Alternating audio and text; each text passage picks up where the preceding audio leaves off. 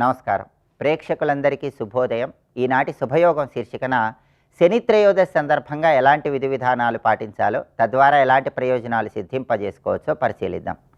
ప్రధానంగా శనివారం త్రయోదశి తిథితో కలిసి వచ్చింది కాబట్టి శని త్రయోదశి సందర్భంగా గృహంలో స్నానం చేసే సమయంలో కొన్ని నల్ల నువ్వులు నీటిలో కలుపుకొని ఆ నీటితో స్నానాన్ని ఆచరించండి. ఇది శని భగవానుడికి ప్రీతికరమైనటువంటి స్నానం అవుతుంది.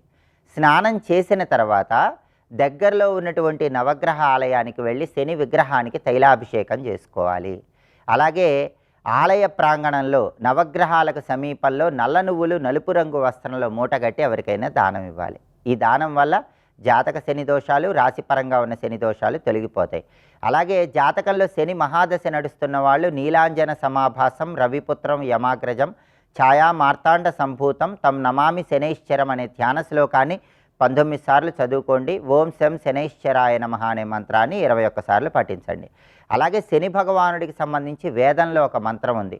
ఓం శమగ్నిరగ్నిభిస్కరశ్చన్నస్తపతు సూర్య శంవాతో వాత్పరపాపశ్రిత. దీన్ని శనిగ్రహ వేద మంత్రం అంటారు. ఈ మంత్రాన్ని శ్రవణం చేసినా కూడా శని త్రయోదశి సందర్భంగా సమస్త శుభాలు చేకూరతాయి. అలాగే స్నానం చేసిన తర్వాత మీ గృహంలో పడమర దిక్కులో శని దీపాన్ని వెలిగించాలి. మట్టి ప్రమిదలో నువ్వుల నూనె పోసి 8 ఒత్తులు కలిపి ఒక ఒత్తిగా చేసి ఆ ఒత్తి పడమర దిక్కు వైపు వెలిగేలా గృహంలో హాల్లో దీపం వెలిగిస్తే దీన్ని శని దీపం అంటారు. దీనివల్ల కూడా శని దోషాలన్నీ తొలగింపజేసుకోవచ్చు. శని త్రయోదశి సాయంకాలం పూట ప్రదోష కాలాన్ని శని త్రయోదశి పర్వము అనే పేరుతో పిలుస్తారు. ఈ శని త్రయోదశి పర్వం అనేది శివారాధనకు అనుకూలమైన సమయం. శని దోషాలు తొలగింపజేసుకోవడంతో పాటు శివానుగ్రహం కలగాలంటే ఈ శని త్రయోదశి పర్వంలో అంటే ప్రదోష కాలంలో పరమశివుడికి నల్ల నువ్వులు కలిపిన జలాలతో కానీ నల్ల నువ్వులు కలిపిన ఆవు పాలతో కానీ అభిషేకం చేసుకోవాలి. అలా అభిషేకం చేసుకుంటూ పరమశివుడికి సంబంధించిన ఓం నమో భగవతే రుద్రాయ మంత్రాన్ని ప్రదోష కాలంలో పఠించుకోవాలి. దీనివల్ల శని దోషాలన్నీ తొలగింపజేసుకొని సమస్త శుభాలను సిద్ధింపజేసుకోవచ్చు. అలాగే శని త్రయోదశి సందర్భంగా ఎవరైనా సరే రావి చెట్టు దగ్గర కానీ మర్రి చెట్టు దగ్గర కానీ జమ్మి చెట్టు దగ్గర కానీ దీపాన్ని వెలిగించి ప్రదక్షిణలు చేయటం ద్వారా ఉత్తమ ఫలితాలు కలుగుతాయి. నల్ల చీమలకు ఆహారం వేయటం ద్వారా, కాకులకు ఆహారం వేయటం ద్వారా, ఇనుప పెనాన్ని ఈరోజు దానం ఇవ్వటం ద్వారా కూడా శని త్రయోదశి సందర్భంగా జాతక దోషాలు తొలగిపోయి ఆర్థికంగా మంచి పురోభివృద్ధి ఏర్పడుతుంది. శనివారంతో కూడిన త్రయోదశి సందర్భంగా ఈ విధి విధానాలు పాటించండి. సమస్త శుభాలను సిద్ధింపజేసుకోండి. అలాగే రేపు నృసింహ జయంతి. ఈ సందర్భంగా నరసింహస్వామి వారిని ఏ విధంగా ఆరాధన చేస్తే సమస్త శుభాలు చేకూరతాయో రేపటి శుభయోగం శీర్షికను పరిశీలిద్దాం. నమస్కారం.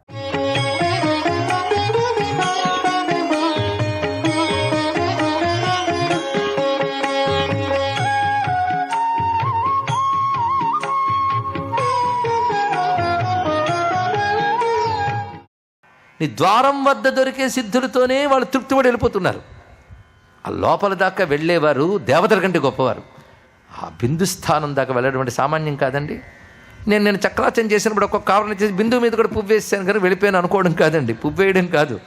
నీ సాధన దశలో బిందువు దాకా వెళ్ళాలి. యోగ మార్గంగా బిందువు దాకా వెళ్ళడం అంటే సహస్రారం దాకా చేరడం అంత తేలిక కాదు. ఒక్కొక్క చక్రం దాటడం అంటే సామాన్యమా? అలాగే మనస్సు కూడా ప్రాపంచిక విషయంలో ఒక్కొక్కటి దాటుతూ ఇహలోక పరలోక సిద్ధుల్ని గడ్డిపోచల్లా తీసి బిందువు దగ్గరున్న పరాశక్తితో తాదాత్మ్యం చెంది ఆ స్థితిలో ఉండడం సామాన్యమైంది కాదు. ఎందుకంటే అంతఃపుర కాంత అమ్మవారు అంత తేలిగ్గా దొరకరు. మహారాణి బిచ్చగాడికి మహారాణి దర్శనం దొరకదు, పరిచారికి చేతి విధులింపే దొరుకుతుంది తెలుసుకో. కనుక కోరికలతో దేబిరించే వాళ్ళందరికీ అమ్మ కింద ఉన్న పరిచారకుల్లో ఎవరో ఒకరు విసిరి పడేస్తారు. అది పడి తృప్తిగా వాడు వెళ్ళిపోతాడంతే. అమ్మా అని ఏడిచే పిల్లాడిని మాత్రం వీళ్ళు వెళ్ళి అమ్మ అతను బిచ్చమక్కర్లేదుట అమ్మ అమ్మ అని ఏడుస్తున్నాడంటే అప్పుడు వాళ్ళ చేతైనా తెప్పించుకుంటుంది, అమ్మ వచ్చేనా ఎత్తుకుంటుంది, బిడ్డలా తన ఒళ్ళో పెట్టుకుంటుందండి. ఇది కావాలి ఈ రహస్యం. అందుకే త్రిపురాసుర సంహారకుడి యొక్క అంతఃపురం అన్నారు. అంటే అగ్నిమండల సూర్యమండల చంద్రమండలం త్రిపురములు భేదించిన తర్వాత ఉండే కేవల బ్రాహ్మీ స్థితి అని చెప్పడమే అడుగడుగున పురమథన అని చెప్పడంలో ఉన్నటువంటి భావం. చిక్కంత త్రిపురాలతోనే జ్ఞాత జ్ఞానము జ్ఞేయము ఇవి త్రిపురములు. సృష్టిలో త్రిపుటి ఉంటుంది. తెలుసుకునేవాడు, తెలియబడేది, తెలివి. ప్రతిదీ మూడే. సృష్టిలో సంబంధములన్నీ మూడే. మీరు గమనించండి. ఉపాసకుడు, ఉపాసన, ఉపాస్యము, పొందువాడు, పొందునది, పొందే విధానం, మూడే. ఈ మూడు ఉన్నంతకాలం ప్రపంచం. మూడు ఐక్యమైపోయి ఒకటే మిగిలాలి. అసలు ఆ ఒకటే మూడింట్లో ఉంది. ఆ తెలివి కలిగితే ఒకటే మిగులుతుంది. ఇది ఒక సూత్రం. అందుకే మూడింట్లో ఒకటే ఉందని తెలిస్తే త్రివిక్రమత్వం. మూడు విడివిడిగా చూడకుండా ఒకటిగా గమనిస్తే త్రిపురాసుర సంహారం. మూడు ఒకటైనప్పుడు కలిగే ఆనందం, మోక్షం త్రిపుర సుందరీ తత్వం. ఇది రహస్యం. త్రివిక్రమ త్రిపురాసుర సంహార త్రిపుర సుందరీ తత్వములు. అందుకే అడుగడుగున పురమథన త్రిపురహర అనే శబ్దానికి కారణం ఇది. ఇంత చెప్తున్నాడు ఇక్కడ. అందుకే ఇక్కడ చెప్పేటప్పుడు కూడా పురారాతే అంతఃపురమసి, త్రిపురాసుర సంహారకుడు అంతఃపురమైనవో తల్లి, నీ యొక్క ఆరాధన అనేది తరళ కరణానాం అసులభ. ఈ వాక్యం గుర్తుపెట్టుకోవాలి. చపల ఇంద్రియ చాపల్యం కలిగిన వారికి నీ ఆరాధన అసాధ్యము, బహిర్ముఖ సుదుర్లభ. ఈ వాక్యములు తేలికనుకుంటారు. ఎంతవరకు బాహ్య ప్రపంచం వైపు బుద్ధి, మనస్సు, ఇంద్రియాలు వెళతాయో అంతవరకు భగవంతుడికి దూరమే. అదే అంతర్ముఖ సమారాధ్య, లోపలికి వెళ్ళాలి. అది అంతఃపురం, అంతఃపురం, హృదయాంతరపు లోతుల్లో ఉన్నాడు పరతత్వం. దాన్ని చూడకుండా బాహ్యం వైపు తిరిగితే ఏం లాభమయ్యా? అందుకే అంతఃస్థితం శివం అనవీక్ష, లోపలున్న శివుడిని విడిచిపెట్టి బయట తిరుగుతూ ఉంటే ఏం లభిస్తుంది అంటారు ఇక్కడ. కానీ అంతఃపురం, అంతర్ముఖుడు కావాలి. అది విడిచిపెట్టి బాహ్య ప్రపంచపు సుఖములే ప్రధానం అనుకుంటూ వాటి కోసం ఉపాసనలు, జపాలు, సిద్ధులు, డాంబికాలు, ఆడంబరాలు, మహిమా ప్రకటనలు. వీళ్ళ పని ఏమిటంటే గుమ్మం దగ్గర నుంచి వెళ్ళిపోయి బిచ్చగాళ్ల వంటి పని. అందుకే అమ్మవారి ఆరాధనలో గొప్ప వాక్యం అన్నారు భగవత్పాదుల వారు, తరళ కరణానాం అసులభ. గొప్ప మాట అండి. తరళ అంటే చపలత్వం, కరణం అంటే ఇంద్రియాలు. చపలేంద్రియములకు అసులభ, సులభముగా దొరకదు. ఇది బాగా గుర్తుపెట్టుకోవాలి. అది అమ్మవారి యొక్క తత్వం. ఇంద్రియ నిగ్రహం కలిగిన వారు మాత్రమే అంతర్ముఖులు కాగలరు. అంతర్ముఖులైన వారికి మాత్రమే పరతత్వం తెలియబడుతున్నది, బహిర్ముఖులకి తెలియబడదు అన్న అత్యద్భుతమైన భావాన్ని చెప్తూ 6 కరణములతో ఉన్న 9 వెళ్ళిపోతుందని చెప్పాడు. అందులో నిమజ్జనం కావాలి అంటే 6 కరణాలు నిగ్రహించి లోపలికి తీసుకుని వెళ్ళగలగాలండి. ఇక్కడ అంత తేలిక అండి అమ్మ దర్శనం అంటే. అందుకే బిందు స్థానం పొందడం అంత తేలిక కాదు. ఆ మధ్యలో వచ్చే సిద్ధులతో తృప్తి పడిపోయి గొప్పగా నువ్వు భావిస్తావు. నిన్ను గొప్పవాడిని చుట్టూ 10 మంది కీర్తిస్తారు. అదే సిద్ధులు అనుకుంటూ నువ్వు ఆగిపోతావు అక్కడ. కానీ ఉత్తమ సాధకుడు మాత్రం దాన్ని దాటి సాగిపోతాడు. అందుకే నిజమైన సిద్ధపురుషులు మహిమలు ప్రకటించరు. వాళ్ళ సమీపంకి వెళ్తే మహిమలు జరుగుతాయి, కానీ మహిమలు ప్రకటించిన వారి ఉద్దేశం కాదు. ఒకసారి చంద్రశేఖరేంద్ర శాస్త్రి స్వామి వారి వద్దకు వెళ్ళి, మా పిల్లాడు మూగవాడండి, మాటలు రావన్నట్టు. అక్కడ గోమాత ఉంది, ప్రదక్షిణ చేసిరా అన్నారు. ప్రదక్షిణ చేసి వస్తే మాటలు వచ్చాయంటే గోవుదయ్య అన్నట్టు. గోవుదయ్య కాదు, ఈయన దయ్య అది, కానీ ప్రకటించలేదు. ఇది తెలుసుకోండి. ఇక్కడ మనం మాయలో పడిపోతాం. వాడు అక్కడ తాగిపోయి ఇదే గొప్ప అనుకుని దేవుడు అనుకుంటూ ఉంటాడు ఇక్కడ. కనుక నిజమైన మహిమ ధర్మము, జ్ఞానము, అంతేకాని మిరాకిల్స్ కావు. ఇది తెలుసుకోండి. ఇక్కడ ఈ మిరాకిల్స్లో ఆగిపోయేవారు తరళ కరణులు, వాళ్ళకి ఆ తత్వం దొరకదు. అందుకే ఒక సిద్ధపురుషుడు ఉండేవారు. ఆయన గృహస్థాశ్రమంలో ఉంటూనే సిద్ధి పొందిన శ్రీ విద్యోపాసకుడు. పేరు చెప్తా, తాడేపల్లి రాఘవనారాయణ శాస్త్రి గారు. ఆయన వద్ద ఒక పీఠాధిపతి వచ్చి శ్రీచక్ర ఉపాసనను చర్చ చేస్తుంటే, బయట చక్రం ఆరాధన మంచిదే, పాపాలు పోగొడితే ఇప్పటికీ అమ్మదైతే ఇస్తుంది. కానీ ఆ పరాయోగంతో, అంతర్యాగంతో సాధన చేస్తూ మనలో మనం అంతర్ముఖులం అవుతూ ఎన్ని లభిస్తున్నా వాడికి చలించకుండా, అటువైపు మనస్సు పెట్టకుండా పరతత్వం చేసే సాధకులు కొందరుంటారు. వాళ్ళు ఒక్కొక్క ఆవరణని దాటిన వాళ్ళు 8 ఆవరణలు దాటుతారు. వాళ్ళు 8 ఆవరణలు అమ్మ వెలుగులేని ప్రతిశక్తిని గౌరవిస్తేనే దాటిపోతారు. వారు దాటారో లేదో అనేది వారి స్థితి మరొక సిద్ధపురుషుడు తెలుసుకోగలడు. నువ్వు చెప్పగలవా అన్నట్ట పీఠాధిపతి. అమ్మ దైవాలు చెప్పగలను అన్నారు. తన స్థితి అని అడగట్లే. ఇప్పుడు ఎవరైనా బిందువు దాకా వెళ్ళిన వాళ్ళు ఉన్నారా అంటే ఒక్కరున్నారని చెప్పారటండి రాఘవనారాయణ శాస్త్రి గారు. సరే, వారెవరో తర్వాత చెప్తే నేనంతా దాకా వచ్చానని. మీరు 4వ ఆవరణ వరకు వచ్చారండి అని చెప్పారు. ఇక్కడ 4వ ఆవరణ అంటే సామాన్యమా? అది వెళ్ళడమే చాలా ఉత్కృష్టం. గుమ్మం దాటిశారు వాళ్ళు. మరి బిందువు దాకా వెళ్ళిన ఒక్కరు అన్నారే, వారెవరండి అని అడిగితే శ్రీ శ్రీ శ్రీ చంద్రశేఖరేంద్ర శాస్త్రి మహాస్వామి వారు అని చెప్పారండి. అందుకే ఆయన కామాక్షి, అపర కామాక్షి, ఆయన సామాన్యం కాదు. ఇక్కడ సర్వం శ్రీ లలితా మహాత్రిపుర సుందరి చరణారవిందార్పణమస్తు. స్వస్తి.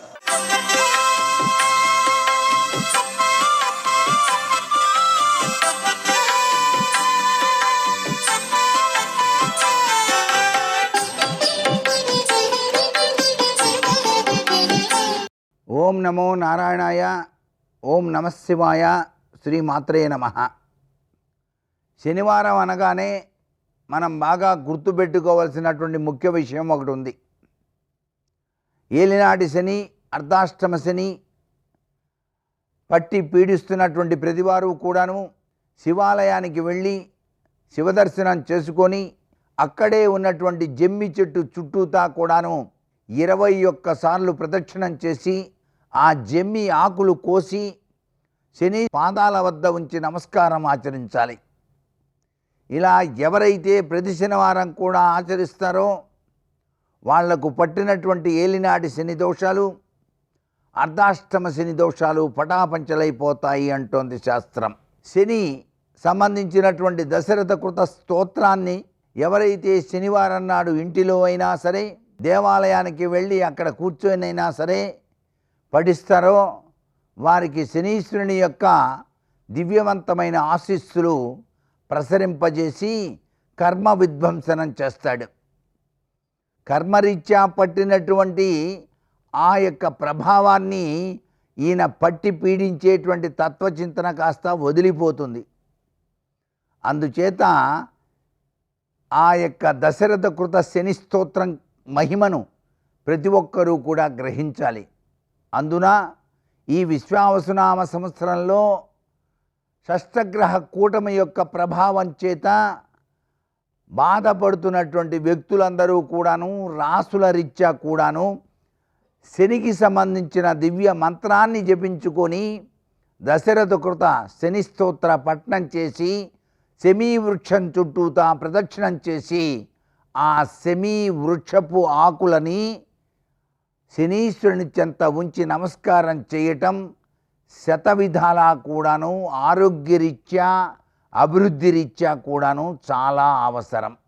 అంతేకాదు కలియుగవాసుడైనటువంటి వెంకటేశ్వర స్వామి వారికి శనివార పూజలు లేక శనివారాలు ఉంటాను అని చెప్పేసి ఆ స్వామివారి దగ్గర నమస్కారం చేస్తూ మనసు నిండా అనుకున్నా చాలు, చాలా చక్కటి యోగవంతమైన ప్రభావాన్ని కలియుగవాసుడైన వెంకటేశ్వర స్వామి మనకు ప్రసాదిస్తాడు. అయితే ముఖ్యమైన విషయం, శనివారం నాడు గృహంలో దీపారాధన చేసేటప్పుడు ఆవు నేతితోనే దీపారాధన ఆచరించాలి. మిగతా రోజుల్లో నువ్వుల నూనెతో దీపారాధన ఆచరించినా తప్పు లేదు, కానీ శనివారం నాడు మాత్రం నువ్వుల నూనెతో దీపారాధన చేయకూడదు అంటోంది శాస్త్రం. ఆవు నేతితో దీపారాధన చేసినట్టయితే గోవిందుడు అనుగ్రహిస్తాడు. గోవు అనేటువంటి పదం అంటే ఆయనకి చాలా ఇష్టం. గోవు యొక్క నెయ్యి, ఆవు నెయ్యి. అందుచేత స్వామివారు దివ్యవంతమైన అనుగ్రహాన్ని ఇవ్వటానికే ఈ సూత్ర ప్రాతిపదిక పెట్టారు. సర్వే జనా సుఖినో భవంతు.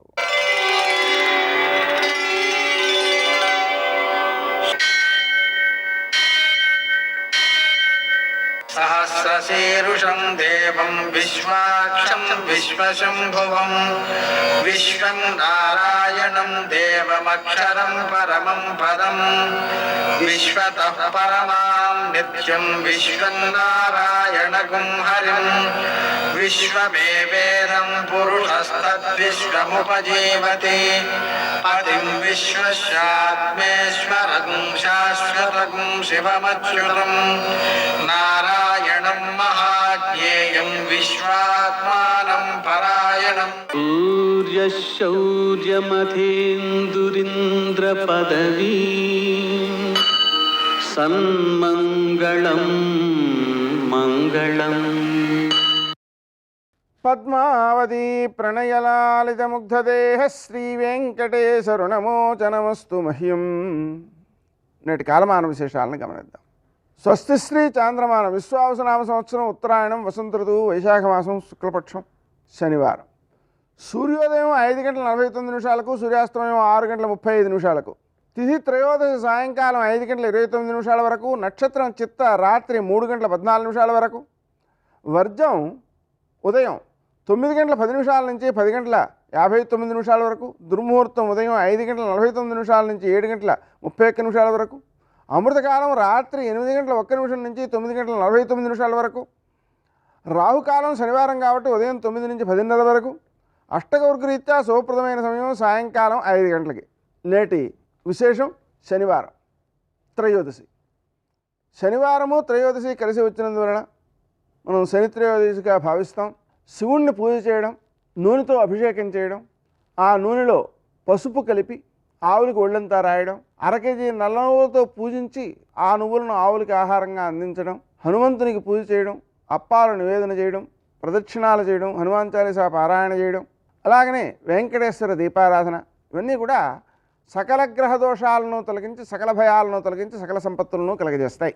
శని త్రయోదశి సందర్భంగా సాయంకాలం వరకు ఉపవాసం ఉండి ఒక వ్యక్తికి ఆహారానికి సరిపడే పదార్థాలను అందించి శివపూజ చేసి తర్వాత ప్రసాదం తీసుకోవడం వల్ల విశేషమైన సత్ఫలితాలు సిద్ధిస్తాయి. నేటి ఆణిముత్యాలు.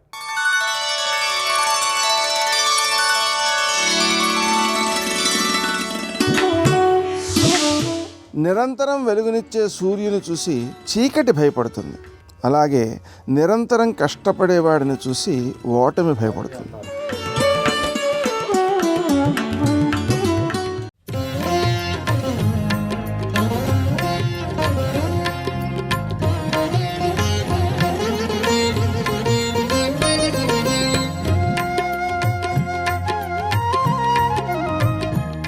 లక్ష్మణ ఇచ్చాపి భవతామర్థే ఏతత్ ప్రతి శృణోమితే అంటాడు. నేను ధర్మం కాని, అర్థం కాని, కామం కాని జీవితంలో ఎప్పుడు అనుభవించినా నా తమ్ముళ్ళు అనుభవించిన తరువాత నేను అనుభవిస్తాను తప్ప నా తమ్ముళ్ళు అనుభవించనిది, నా తమ్ముళ్లకు లేని సుఖం నాకు అక్క. అన్నయ్య, నీ కోసం వచ్చాను, ఇంత కష్టపడ్డాను, నీ వెనక ఇంత సేవ చేశాను, నీకు అంత తప్పు చేసిన భరతుడు వస్తున్నాడని కోపంతో ఒక్క మాట అంటే నీకు అంత కోపం వచ్చింది, భరతుడిని వెనకేసుకొస్తున్నావు. నీ దగ్గర సేవ చేయడం కన్నా ఇంటికి పోవడం మంచిదని పోతాడు ఇంకో తమ్ముడైతే. కానీ లక్ష్మణస్వామి అలాగే ఉండిపోయాడు. అయ్యో చిన్న పుచ్చుకున్నాడు పాపం తమ్ముడని రామచంద్రమూర్తి మాట మార్చన్నారు.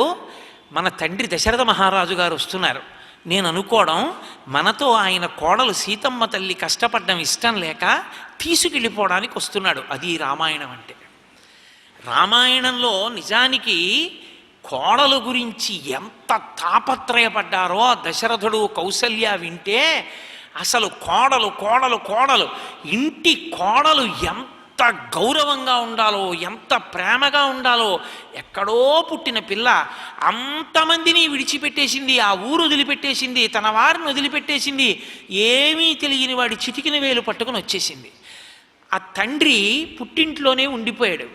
ఇక్కడ ఆ పిల్ల సంతోషపడుతోందో, కడుపు నిండా తింటోందో, తనకి కావలసింది అడుగుతోందో, అడగట్లేదో, తనకి ఇష్టం లేకపోయినా సర్దుకుపోయి బతుకుతోందో, విచారణ చెయ్యవలసిన పెద్దరికం ఎవరిది? మామగారిది. అందుకే మామగారి లాంటి ఉదారుడు కోడలికి ఇంకొకడు లేడు. మామగారు అంత తాపత్రయపడతాట కోడలు సుఖపడాలని. దశరథుడు ఎంత ఏడ్చాడో మహానుభావుడు. అందుకే రాముడు అన్నాడు, దశరథుడు వస్తున్నాడయా మన నాన్నగారు, సీతమ్మ తల్లిని తీసుకెళ్ళడానికి వస్తున్నాడు, ఎందుకంత బాధపడుతున్నావు అన్నాడు.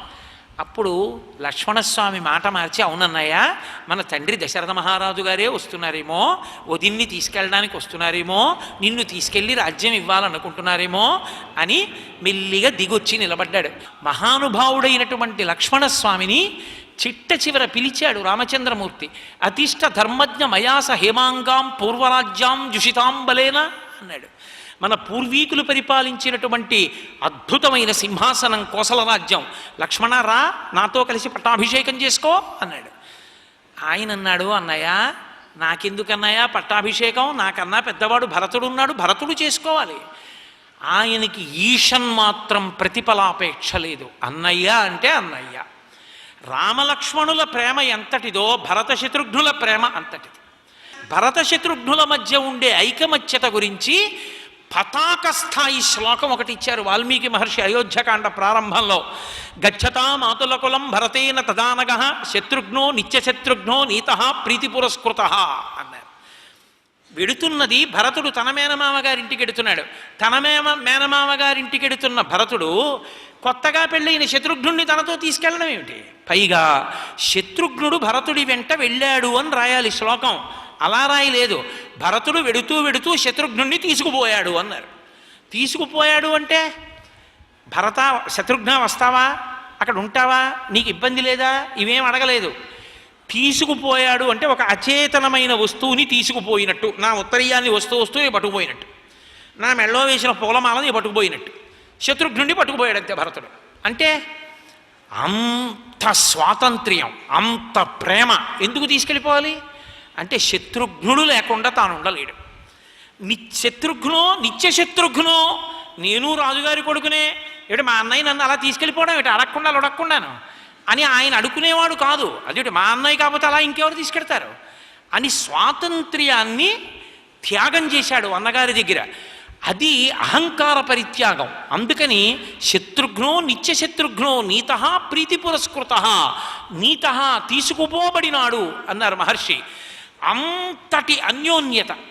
భరతుడు పాపం యథార్థంగా మహానుభావుడికి తెలియదు రామచంద్రమూర్తి అరణ్యానికి వెళ్ళిపోయారని కానీ, లక్ష్మణస్వామి విడిపోయారని కానీ, సీతమ్మ వెళ్ళిపోయిందని కానీ తెలియదు. తిరిగి వచ్చాడు మేనమామ గారింటి నుంచి. తిరిగి వచ్చి అంతఃపురం అంతా వెతికాడు. ఎక్కడా ముగ్గులు లేవు, ఎక్కడా పతాకాలు వెలగట్లేదు, దేవాలయాల్లో దీపాలు పెట్టి లేవు, ఇళ్లల్లో శోభ లేదు, సాంస్కృతిక కార్యక్రమాలు లేవు, ప్రజల ముఖంలో వెలుతురు లేదు. ఇంటికి వచ్చాడు, అందరినీ అడిగాడు. కైకమ్మ మందిరానికి వచ్చాడు. అమ్మా నాన్నగారు ఎప్పుడూ ఇక్కడ ఉండేవారు కదమ్మా, నాన్నగారు పడుకునే ఆ తల్పం ఖాళీగా ఉంది అమ్మా, ఏమయ్యారమ్మా నాన్నగారు అని అడిగాడు. ఆ యాగతి సర్వభూతానాం తాంగతింతే పితాగత అందావిడ. అన్ని భూతములు ఎక్కడికి పోతాయో మీ నాన్న అక్కడికి పోయాడు రా. ఆవిడ అంతగా దేవతలు ఆవహించి ఉన్నారు ఆవిడ రజోగుణానికి, రామకార్యం జరగాలని.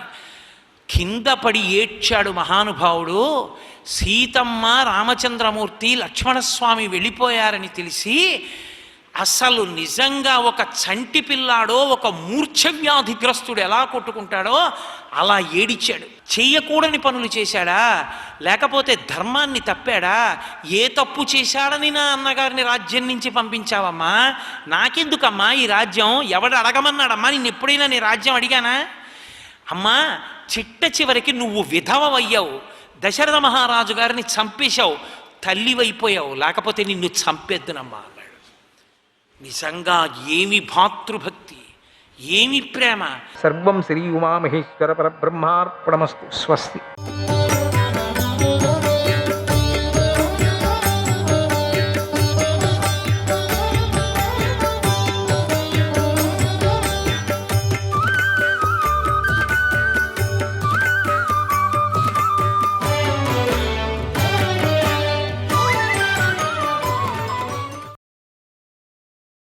నారద మహర్షి దేవతల మధ్యలో నిలబడి పెద్దగా ఇలా అన్నాడు. స్వర్గంలో ఎందరో రాజఋషులున్నారు, కానీ ధర్మరాజు ఒక్కడే వారందరి కీర్తిని కప్పివేశాడు.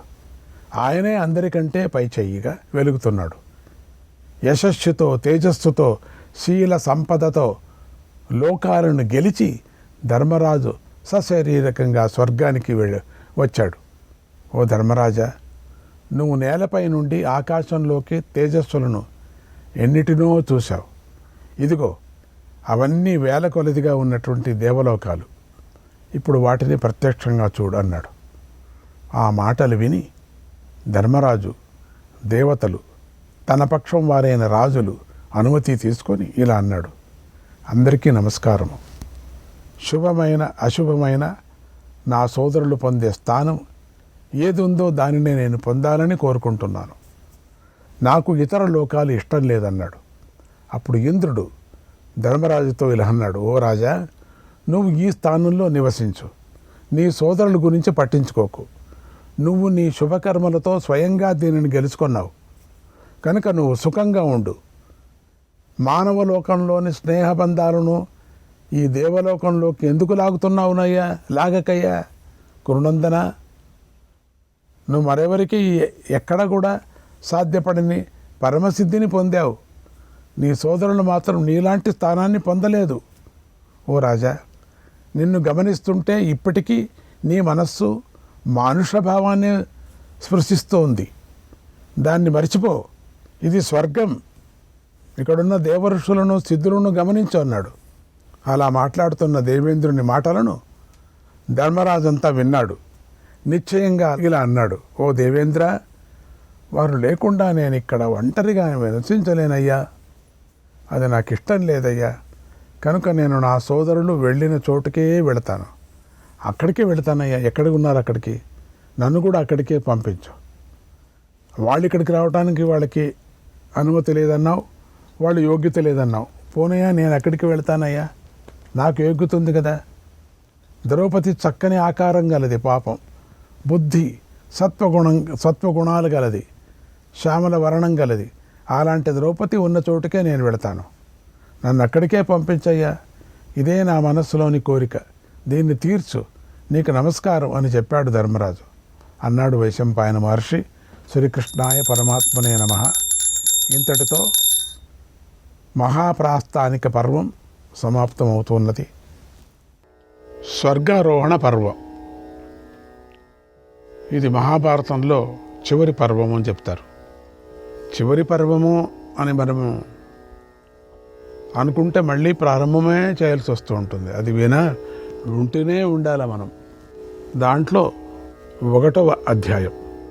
జనమేజయుడు వైశంపాయనుని ఇలా అడుగుతున్నాడు, మహర్షి, నా పూర్వ పితామహులైన పాండవులు ధృతరాష్ట్రుడి కుమారులు ముల్లోకాల రూపమైన స్వర్గలోకాన్ని చేరి ఎలాంటి స్థానాలను పొందారో చెప్పు, నాకు ఈ విషయం వినాలని ఉంది. అప్పుడు వ్యాస మహర్షి అద్భుత కృత్యాలు చేస్తాడు. ఆయన అనుగ్రహంతో నువ్వు సర్వజ్ఞుడివి అయ్యావు కనుక చెప్పు అని అడిగాడు. అప్పుడు వైశంపాయన మహర్షి ఈ విధంగా చెప్పుకొని వెళుతున్నాడు, ఓ మహారాజా, నీ పూర్వ పితామహులైనటువంటి ధర్మరాజు మొదలైన వారు స్వర్గానికి చేరిన తర్వాత ఏం చేశారో చెప్తున్నాను, అక్కడి సంగతులు మనం వినాల్సిందే అని నువ్వు విను అని చెప్పారు. ధర్మరాజు స్వర్గానికి చేరిన తర్వాత ఆ స్వర్గంలో సింహాసనంపై కూర్చొని వెలిగిపోతున్న దుర్యోధనుడిని చూశాడు. అప్పుడు ఆ దుర్యోధనుడు సూర్యుడిలాగా వెలిగిపోతున్నాడు. అతడి పక్కనే తేజస్సుతో వెలిగిపోతున్న దేవతలు కూడా ఉన్నారు. పుణ్యకర్మలు చేసిన సాధ్యులు కూర్చొని ఉన్నారు. ధర్మరాజు అతడిని చూసి, అతడి యొక్క తేజస్సును చూసి ఎంతో అసహనానికి లోనయ్యాడు. ఈ ధర్మరాయికి మాత్రమే స్వర్గంలో అన్ని భావాలు కలిగేటువంటిది. మామూలుగా స్వర్గంలో వెళితే ఆ భావాలు ఎవరికి కలగవు. ఎందుకంటే ధర్మజుడు కాబట్టి, ఈయనే ధర్మజుడు కదా, ఆ భావంలో కలగటంలో మనకేం ఆశ్చర్యం అనిపించదు. కానీ దీన్ని తెలియనటువంటి వాళ్ళగా అనుకుంటారు, ఏం స్వర్గానికి వెళ్ళిన తర్వాత కూడా ఆయన మనిషిలాగా ప్రవర్తిస్తున్నాడే అని. అట్లా అనుకోకూడదు మనం. ఎందుకంటే ధర్మరాజు ఎవరనేది అనేక పర్వాల్లో మేము చెప్పుకొని వచ్చాం, మనమంతా విన్నాం కదా. రెండోది వ్యాసుడే కూడా చెప్పాడు, ఆ ధర్మజుడికి ఆ ధర్మరాయికి అంత అధికారం ఉన్నది. అన్ని భావాలు ఎక్కడికి వెళ్ళినా కూడా మళ్ళీ బయటికి వచ్చేటువంటిది, లోపలికి వెళ్ళేది ఆయనకి మాత్రమే తెలుస్తుంది. వెంటనే వెనక్కి తిరిగి అక్కడ ఉన్న వారితో ఇలా పెద్దగా అన్నాడు, నేను ఈ దుర్యోధనుడితో ఉండను. అంటే ఈ స్వర్గంలో ఇతడితో కలిసి ఈ పుణ్యలోకాలను పొందటం నాకు ఇష్టం లేదు. ఎందుకంటే ఇతడు లోభి, ఇతడికి దూరదృష్టి లేదు. మేము ఇతడి యొక్క మూలంగానే కదా బలవంతంగా మేము యుద్ధం చేశాం, లేకపోతే ఎక్కడ యుద్ధం చేస్తుంటే మేము యుద్ధం చేయలేం కదా. అసలు ఈ నుంచినే జరిగిందంతా కూడా. యుద్ధంలో మిత్రులను పోగొట్టుకున్నాం, బంధువులంతా చంపుకున్నాము, భూమినంతా నాశనం చేశాం, క్షత్రియులే లేకుండా చేసేశాం, అడవిలో ఎన్నో కష్టాలను పొందాం. ఇతడి వల్లే ధర్మచారిణి పాంచాల రాజకుమారి, మా ధర్మపత్ని అయిన ద్రౌపది నిండు సభలో గురువులందరూ చూస్తూ ఉండగా ఈడ్చుకుంటూ రాబడింది. ఇతడు ఎంత దారుణంగా మమ్మల్ని అవమానించాడు. కనుక ఈ దేవతలారా, ఓ దేవతలారా, నాకు ఇతడి ముఖం చూడాలని అనిపించడం లేదు.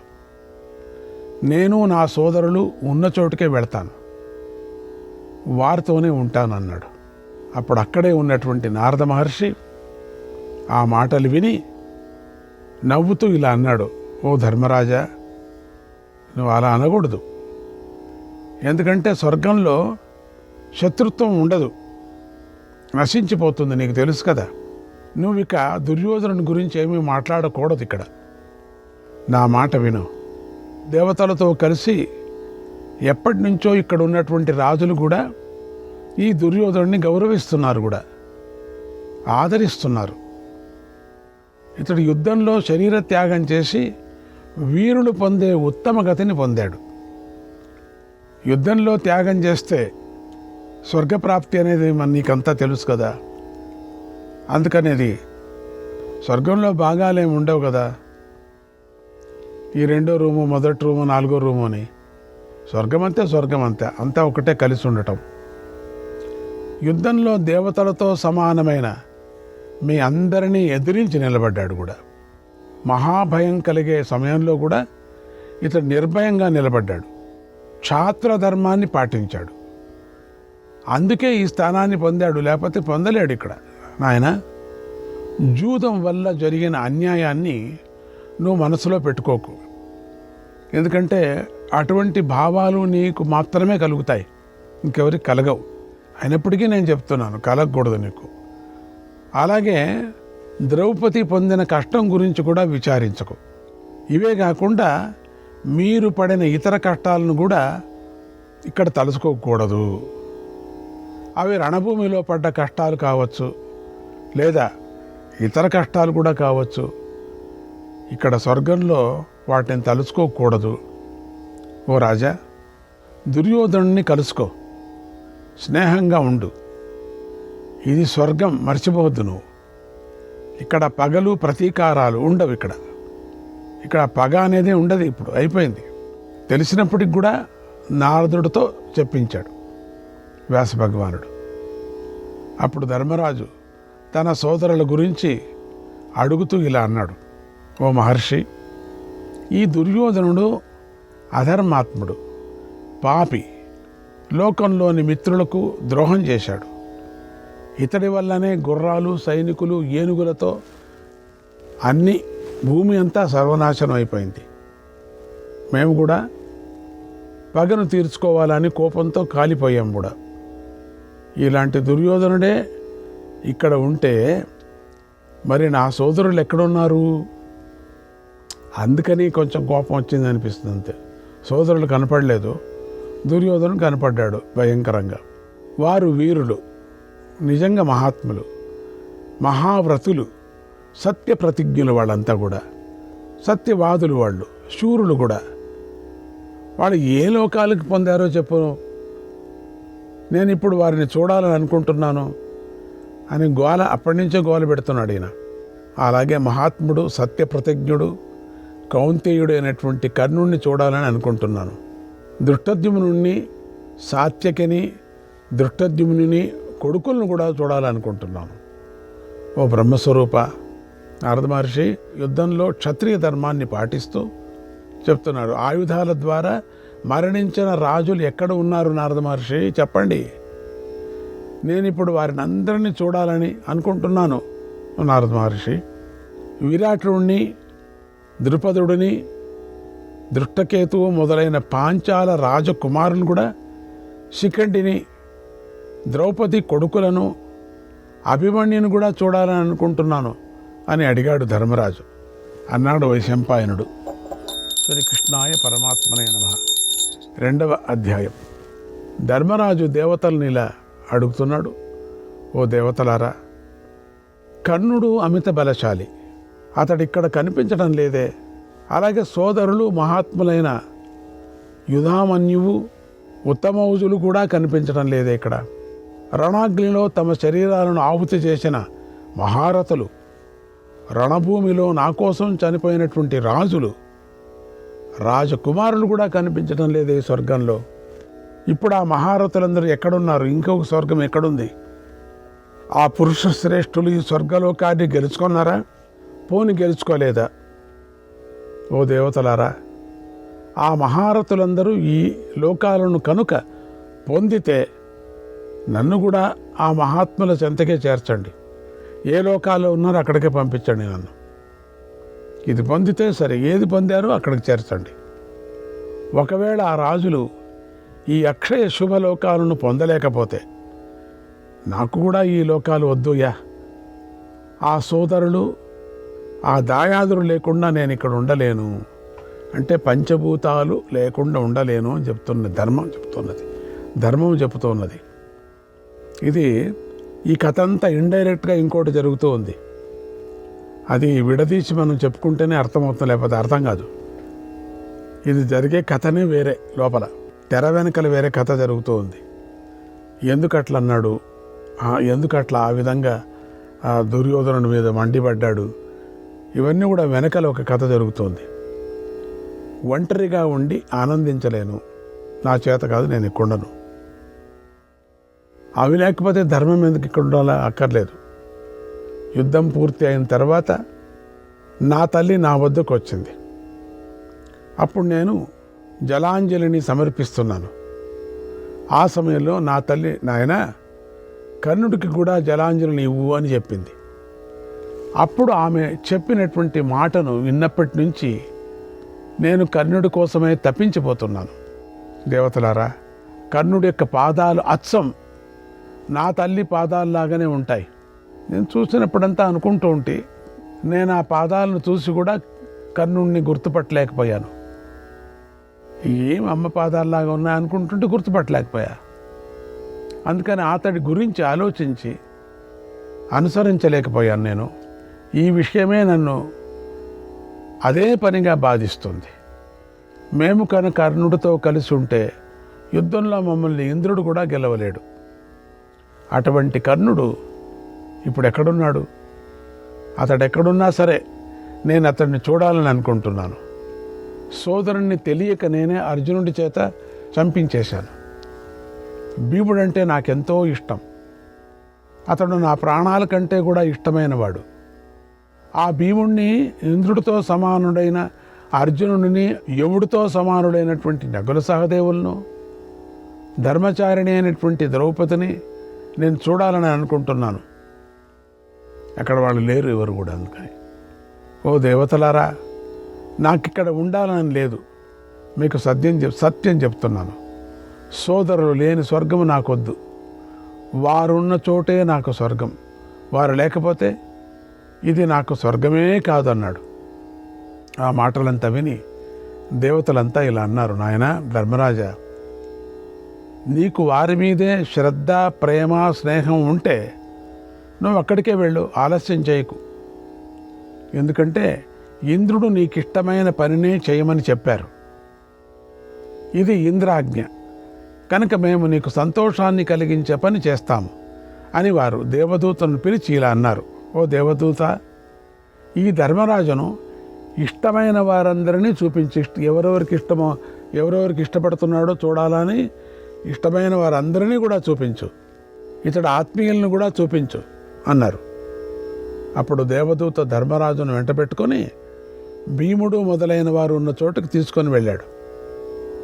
అప్పుడు ముందుగా దేవదూత నడిచాడు, వెనక ధర్మరాజు నడిచాడు. దేవదూత స్వర్గలోకాన్ని దాటి పాపకర్మలు వెళ్ళే అశుభ మార్గంలో నడిచాడు. ఇది పాప మార్గంలో నడుస్తున్నాడు. ధర్మరాజు కూడా ఆశ్చర్యపోతూ, ఇదేంటి పాప మార్గంలో వస్తున్నామే, అతడు వెనుకనే వెళ్ళాడు. మన వాళ్ళంతా పాపలోకానికి వెళ్ళారా? ఆ దారిలో వెళ్ళటమే ఎంతో కష్టంగా ఉంది. అసలు వెళ్ళటానికి అయ్యలేదు. అదంతా ఎంతో చీకటిగా ఉంది. ఆ దారిలో వెంట్రుకలు ఉన్నాయి, నాచు ఉంది, గడ్డి ఉంది. అలా వాటితో దారి పూర్తిగా నిండిపోయి ఉంది, బురద. ఆ దారిలో పాపాత్ములు మాత్రమే నడుస్తారు. చీము, రక్తము అంతా ఉంది. పైగా ఆ దారి దుర్గంధాలతో నిండి ఉంది. అది కాక ఎట్లా నడచొచ్చు దారి, కానీ దుర్గంధం, సహించలేనటువంటి దుర్గంధం, ఊపిరి కూడా పీల్చుకోవటం కష్టం. దుర్గంధానికి ఊపిరి కొంతమందికి ఆగిపోతుంది కూడా, చచ్చిపోతారు. అటువంటి పాప మార్గంలో వెళుతూ ఉన్నారు. రక్తమాంసాలతో ఏర్పడినటువంటి బురదలో నిండి ఉంది. పూర్తి బురద అంటే మామూలు బురద కాదు, రక్త మాంసాలతో. అక్కడక్కడ వెముకలు, అక్కడక్కడ కింద పడుతున్నారు, లేస్తున్నారు.